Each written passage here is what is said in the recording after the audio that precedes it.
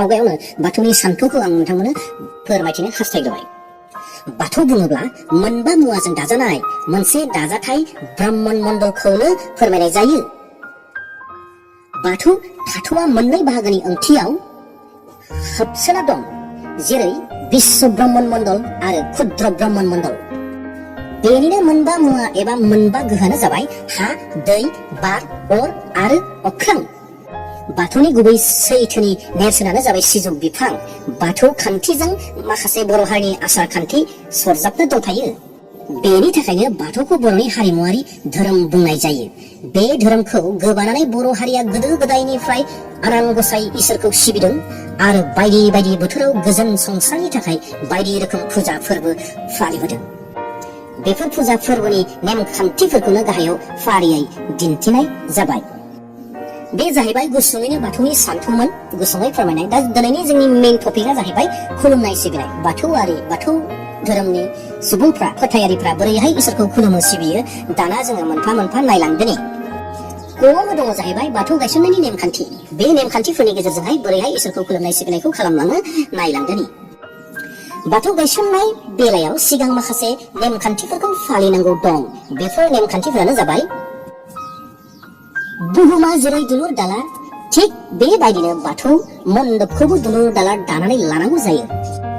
नै नियम, बाथौ दुमनाय औवाया गासै औवायानो जायोब्लाबो नाथाय थसेल' जाथि औवा गुबै औवाजों दुमनांगौ। 3. बाथि खुन्थिया 18 जरा, खुन्दि जराबा खामि जिनज्रि 3जों दुमनाय जायो। 4. बाथौ बेराखौ दुमखांनानैसो सिजौखौ गायनांगौ। 5. बाथौ गायजेननाय साना मंगलबार सानखौ लानानै गायनांगौ। 6. सोरनिबा न'खराव आमथि जायोब्ला बिनि न'खराव बाथौ गायनाय फोरबोखौ मावनो हामा।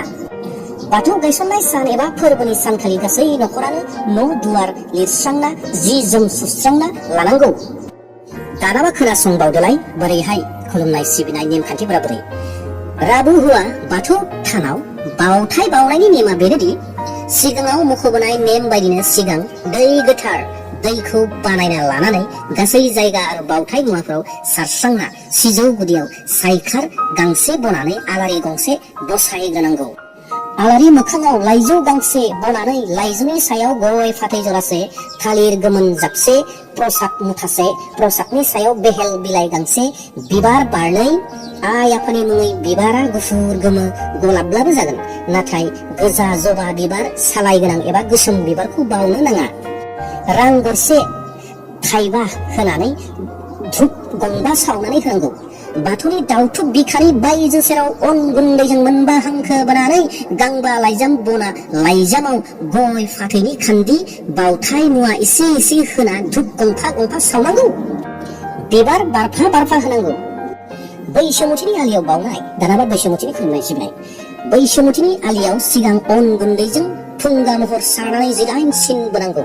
बे सिननि सानजा खराव 18 जरा औवानि खाथि आरो 18 जरा खांख्ला दुदेरना औवा खाथिखौ फास्लायहाय खाथिया हेबनांगौ। बेनो जाबाय मायानि जे।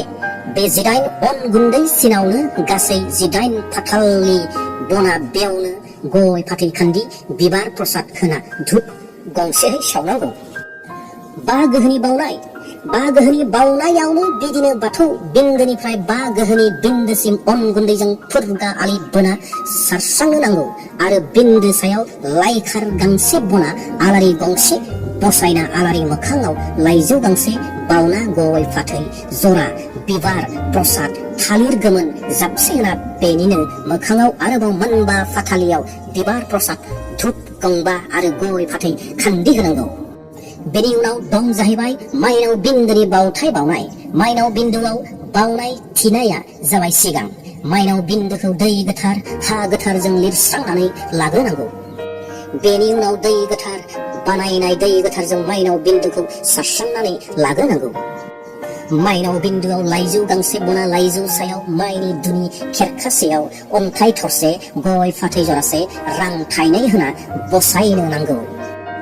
माइनाव दुनि मोखाङाव आलारि गंसे फोजोंनानै बेनि मोखाङाव आरो लाइजौ गांसे बबावनानै थालिर गोमोन जाबसे गय फाथै जरासे बेनि सायाव प्रसाद मुथासे प्रसादनि सायाव बेहेल बिलाइ गांसे बेहेल बिलाइनि सायाव बिबार बारनै रां थाइसे होनानै धुप गंनै सावनानै थुनानै होनांगौ। बेफोरनि अनगायैबो लाइजौनि मोखाङाव भान्दारि कुमारिनि मुङै लाइजाम गांनै बावना प्रसाद गय फाथै खान्दि होना बेनि सायाव बिबार बारसे बारसे बावना धुप गंसे गंसे सावना थुना होनांगौ।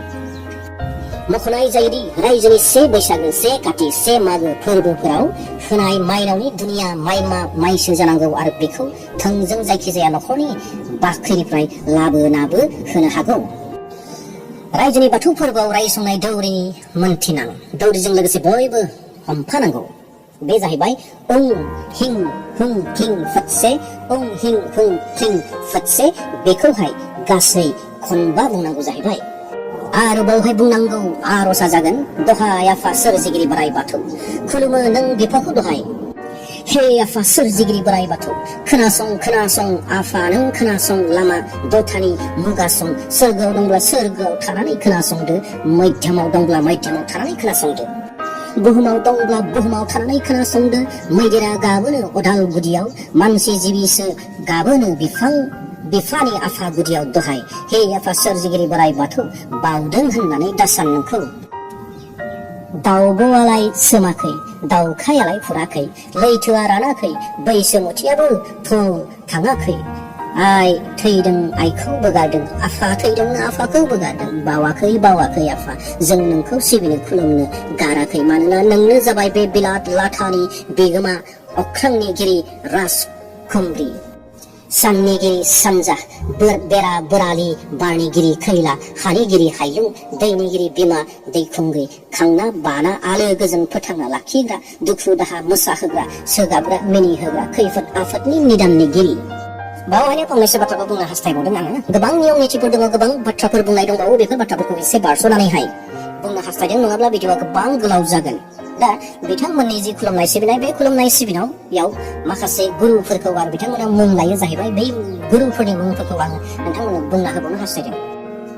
मोनसिं बोराय मोनसिं बुरै सि बोराय सि बुरै हाफाव बोराय हाफाव बुरै बोरलि बुरै आहम बोराय आहम बुरै जोमोन बोराय जोगोम बुरै खैला बोराय खैला बुरै गंगार बोराय गंगार बुरै सं बोराय सं बुरै हासुं बोराय हासुं बुरै रजं बोराय रजं बुरै आग्रां बोराय आग्रां बुरै माइनाव बोराय माइनाव बुरै हाजो बोराय हाजो बुरै एमाव बोराय एमाव बुरै इहि हिउ बोराय इहि हिउ बुरै खोरिया बोराय खोरिया बुरै महेला बोराय महेला बुरै नोंसोरनो जाबाय बे मुलुग संसारनि सुबुं जिबिनि जिउ दैदेननायाव सोरां लामा दिन्थिगिरि गुरुजिफोर बेखायनो खुलुमहरदों जों दिनै मानजों नोंसोरखौबो दहाय दहाय।